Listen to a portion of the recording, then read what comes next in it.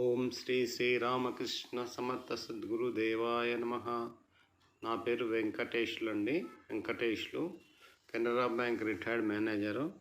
NR service కోసం కలకట్టాకు వెళ్ళాను. మరలా పిల్లల చదువుల కోసం విజయవాడ 1992లో రావడం జరిగింది. 1994లో బెంచ్ సర్కిల్ దగ్గర బ్యాంక్ వారు అపార్ట్మెంట్స్ కట్టించి అప్పుడు మేనేజర్స్ ఆఫీసర్స్ అందరికి కూడా అలాట్మెంట్ చేయడం జరిగింది. నాకు 30 నంబర్ ఫ్లాట్ అలాట్మెంట్ అయింది.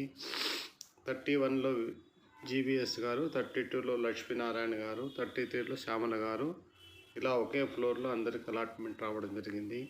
నేను మాస్టర్ గారు చెల్లెల లక్ష్మి గారి భర్త లక్ష్మీనారాయణ గారు బిఫోర్ మ్యారేజ్ నల్గొండలో వర్క్ చేశాము. మరలా ఇలా మాస్టర్ గారు లక్ష్మి గారి ఇంటికి గుంటూరు నుంచి వచ్చేవారు. శ్రీరామ శర్మాచార్య గురువు గారి గురించి డిస్కషన్స్ చేసుకునేవారు. అప్పుడే మాస్టర్ గారి పరిచయం అయినది.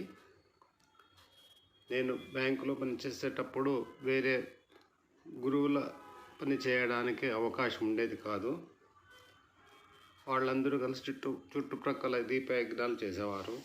ఒక మారు 2001లో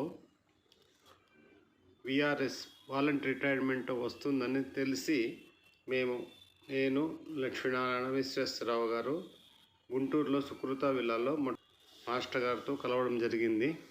ఇలా వస్తూ ఉంది విఆర్ఎస్, ఏం చేయమంటారు మాస్టర్ గారు అని అడిగాము. మీరు ముగ్గురు కలిసి డిస్కస్ చేసుకొని ఏది మంచిదో అది చేయండి అని చెప్పారు. విఆర్ఎస్ సర్కులర్ వచ్చింది, కానీ కాస్త భయంగానే ఉంది.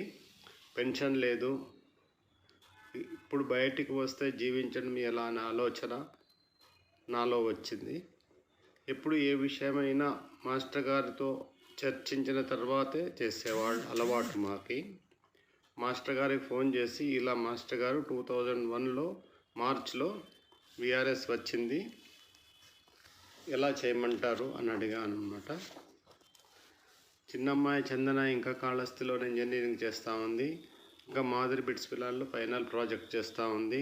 నాకు పెన్షన్ లేదు, పిల్లల భవిష్యత్తు గురించి ఆలోచిస్తున్నాను అని అన్నాను. అవన్నీ నేను చూసుకుంటాను, నువ్వు విఆర్ఎస్ ఇచ్చేసి మనం కలిసి శ్రీరామ శర్మాచార్య గారి గురువు యొక్క పనులు కలిసి చేద్దామన్నారు. ఈ విషయం నా భార్యతో చెప్తే మాస్టర్ గారు చెప్పినాక విఆర్ఎస్ ఇచ్చేసేయండి అని చెప్పింది. మరలా పెద్దమ్మాయికి మాధురికి ఫోన్ చేసి మాట్లాడాను. మాస్టర్ గారు తీసుకోమన్నప్పుడు వెంటనే తీసుకొనేసేయండి, నువ్వు మా కొరకు చాలా సంవత్సరాలు కష్టపడి పనిచేస్తానన్నా, ఇక నీవు సెలవు తీసుకో, నేను నీకు పెద్ద కొడుకులా ఉండి నేను చూసుకుంటాను అని చెప్పడం జరిగింది. అప్పుడు టీఆర్ఎస్ వచ్చేసింది. దాని తర్వాత 31 మేలో బెంగళూరుకి వచ్చాను.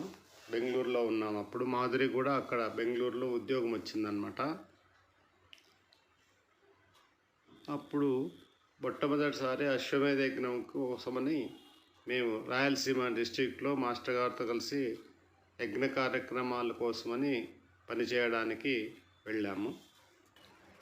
మాస్టర్ గారు వేటపాలెం దగ్గర దత్తాశ్రమం గురించి డెవలప్మెంట్ గురించి చెప్పడం జరిగింది. నేను వేణుగోపాల్ రెడ్డి గారు ఇద్దరు కలిసి అక్కడ కన్స్ట్రక్షన్ యాక్టివిటీస్ చేయమన్నారు. అప్పుడు 6 నెలల పాటు నేను ఆశ్రమం అక్కడే దత్తాశ్రమంలోనే ఉండి మేమిద్దరము అక్కడ అనేక కార్యక్రమాలు కన్స్ట్రక్షన్ యాక్టివిటీస్ అన్నీ చేయడం జరిగింది. అక్కడ మనం భోజనానికి కానీ తిండికి కానీ వెళ్ళాలంటే 5 కిలోమీటర్ ఊర్లోకి వెళ్ళాల్సి ఉండేది. నేను 2 అరటి పండ్లను గుడ్డే బిస్కెట్స్ తిని ఉండేవాడిని రోజు. మాస్టర్ గారు ఎప్పుడు రావడము, నాకు కావాల్సినటువంటి వనరులన్నీ ఇచ్చి వెళ్ళేవాళ్ళు. ఈ విధంగా అనేక కన్స్ట్రక్షన్ చేయడం జరిగింది. ఇది కూడా నా జీవితంలో మరవరాని ఒక పెద్ద సంఘటన. మా ఇంట్లో మాస్టర్ గారు ఉన్నప్పుడు నేను మాస్టర్ గారితో వెళ్ళి, మాస్టర్ గారు నేను ఎక్కువ సాధనలు చేయలేకపోతున్నాను, నేనేమన్నా ఫీల్డ్ వర్క్ ఏది కావాలంటే అది చేయగలను కానీ సాధనలు చేయలేనంటే, నువ్వేంటి ఇలా మాట్లాడుతున్నావు, నేను కూర్చొని జపం చేయమన్నానా, సాధనలు చేయమన్నానా, ఇలాగా తిరిగి పనిచేసే వాళ్ళు